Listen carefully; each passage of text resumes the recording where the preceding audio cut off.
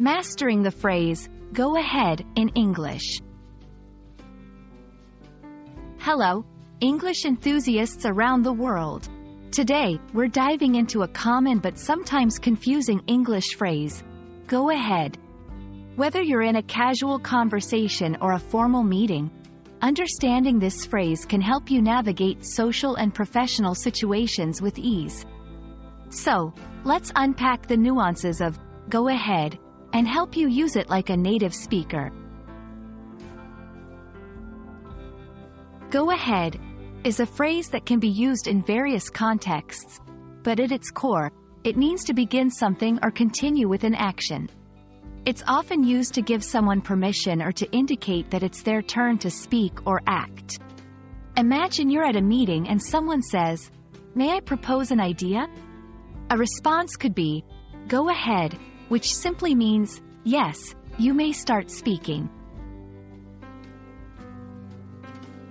Giving permission. When used to give permission, go ahead can be very direct. It's like saying, "I allow you to do this." For example, if a friend asks, "Can I borrow your pen?"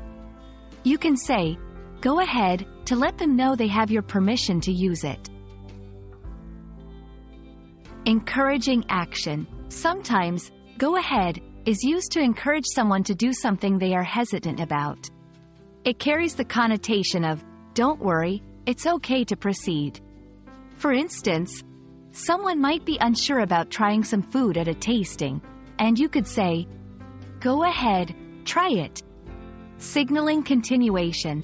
In conversations, go ahead can signal that someone should continue speaking. If someone stops talking because they are unsure if it's the right time, you might say, "Go ahead," indicating that you're interested in hearing more. Asserting impatience. Interestingly, go ahead can also be used to assert a form of impatience or dismissal. If someone is threatening to do something and you're not bothered by the threat, saying, "Go ahead," can mean, "Do what you want, I don't care."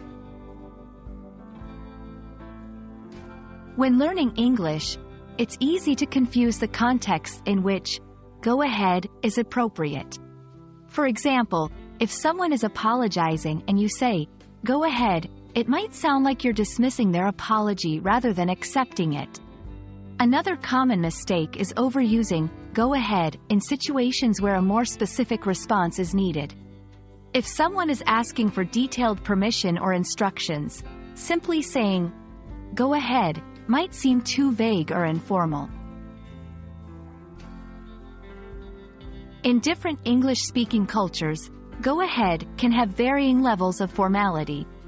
In some settings, it may be seen as polite and accommodating, while in others, it might come off as casual or even rude.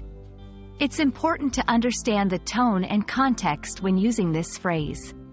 For a more polite alternative, especially in formal situations, you might say, "Please, go ahead," or "You're welcome to start."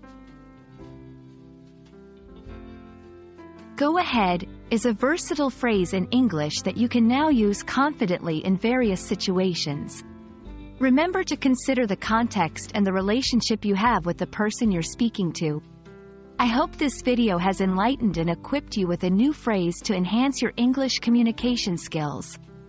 Keep practicing, and go ahead, use go ahead in your next conversation. Thank you for watching, and see you in our next lesson.